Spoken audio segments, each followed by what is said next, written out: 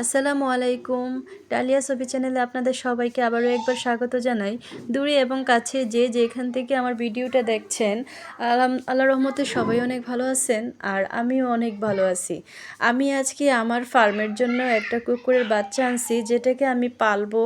আর এই কুকুরের বাচ্চাটা পালার মূল কারণ আছে, অনেকগুলো কারণ আছে, তবে অনেকগুলো কারণের মধ্যে মেন কারণ যেটা ওইটা হলো যে আমি কিছুদিন আগে কতগুলো বাচ্চা ফুটেছিলাম চীনা হাঁসের, সেই বাচ্চাগুলো কিন্তু কুকুর মেরে ফেলছিল।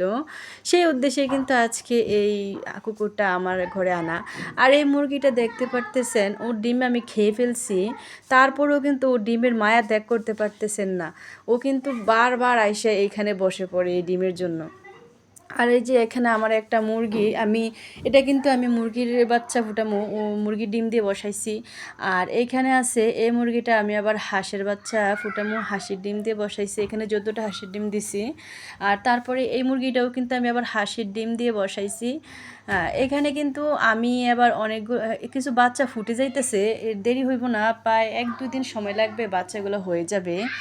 আমি আবার অনেকগুলো হাঁসের বাচ্চা ফুটাইতেছিলাম। আর এই যে আমার চীনা হাঁসটা দেখতে পারতেছেন, এর আগেও কিন্তু এই হাঁসের আমি অনেকগুলো বাচ্চা ফুটাইছিলাম, কিন্তু আমার কপাল খারাপ, কুকুরে আমার এই বাচ্চাগুলো সবগুলোই মেরে ফেলছিল। আর সেই জন্য আমার অনেক রাগ হয়েছে কুকুরের উপর। আর আমি আবার এই ছোট্ট কুকুরের বাচ্চাটা আনছি, এইটাকে আমি আবার বড় করব, আর আশেপাশের যত কুকুর আছে ওই কুকুরগুলোকে আমি তাড়াই দেবো।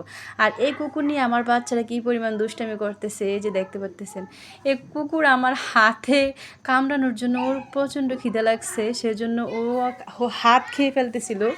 ও আজকে সারাদিন খাবার খায় নাই, সেজন্য ওর ভিতরে প্রচণ্ড খিদা, ও আমার হাত কামড়াতেছিল। আমি কিন্তু কখনো এরকমভাবে কুকুরের বাচ্চা ধরি নাই, এই প্রথম ধরতেছে। আমারও কিন্তু ভয় ভয় লাগতেছিল একটু।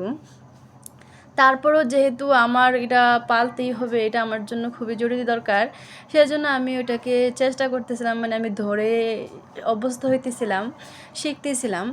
আর এটা কি সুন্দর দেখতে পাচ্ছেন, ওর মা কই আছে জানি না, কিন্তু ওটা কি সুন্দর ঘোরাঘুরি করতেছিল, খেলা করতেছিল, মজা করতেছিল।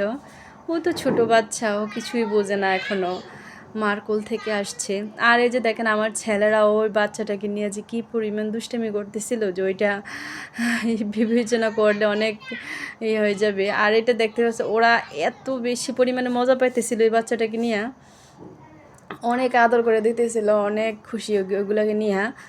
তা ওর পাশাপাশি আমার ছোট ছেলে, আমার বাড়ির যত বাচ্চা কাচ্চা আছে সবাই কিন্তু ওইটা নিয়ে অনেক দুষ্টামি করতেছিল।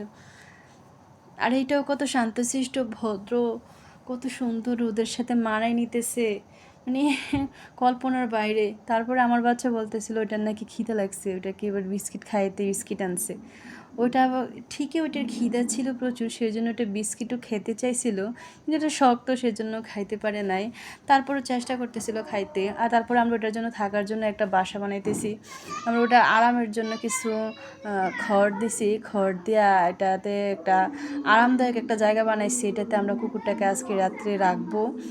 আর এটা দেখেন কি সুন্দর করে এটাতে আরাম করে থাকবে।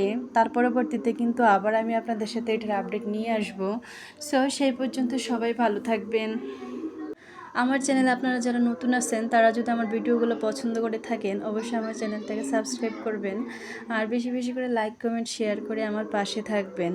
আর আমার ছেলেরা কীভাবে ওইটাকে লালন পালন করতেছে, আর এটা আমার কতটা উপকারে আসতেছে, ওটাও কিন্তু আমি আপনাদের সাথে শেয়ার করব পরবর্তী অন্য কোনো ভিডিওতে। আর সেই পর্যন্ত আপনারা অনেক ভালো থাকবেন।